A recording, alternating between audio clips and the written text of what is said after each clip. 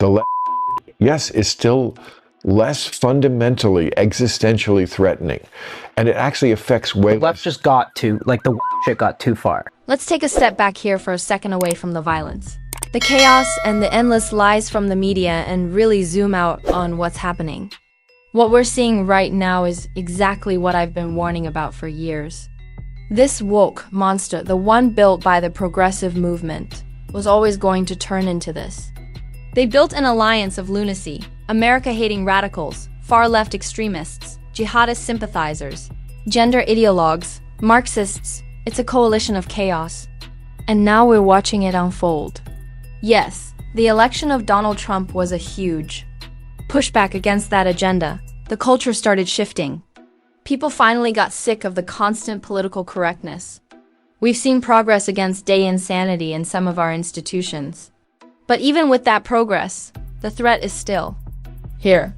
Right now, you can't even get to work in places like LA major highways like the 405 or the 110 are being taken over. Regular people's lives are being disrupted by activist mobs who have no interest in solutions, only destruction. And I get it, there are still confused people out there, so I'll keep this one straightforward. Do we have the Bill Maher intro ready for this segment? We do, so here's Mondays with Maher. Recently, Bill Maher had one of the NELK Boys on his Club Random podcast, Kyle Forgeared, and they got into it about where the real threat in America is coming from right now. Now, I'll be fair here. Of course, there are elements on the right that could go sideways. Politics moves in cycles, power always corrupts, and things flip.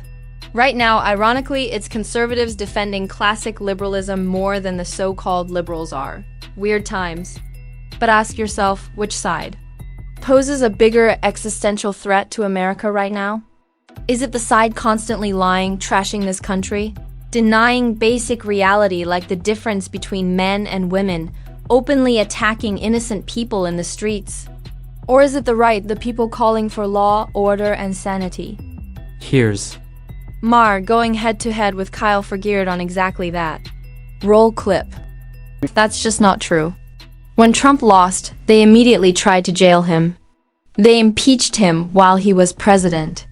I'm not even going to get into January 6th or any of that nonsense right now. But here's what is interesting, and this isn't me dunking on Bill Maher, it's something that reveals a certain mindset I find genuinely dangerous. Bill, look at the city you live in right now. Los Angeles, it's burning. Maybe not the whole city, as Brian Stelter tried to downplay, but parts of it are literally on fire.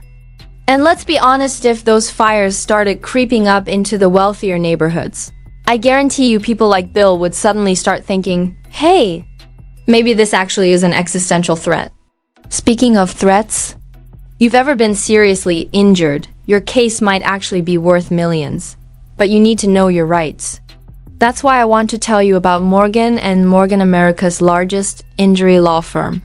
With over 1,000 attorneys in all. 50 states, they don't play around with lowball offers from insurance companies. Just in the past few months alone, they secured $12 million for a case in Florida after the insurance company only offered $350,000. And $6.88 million in New York on a case where the original offer was $275,000. And the best part? It's free. Unless you win. The insurance companies don't want to pay you, they want to pay as little as possible.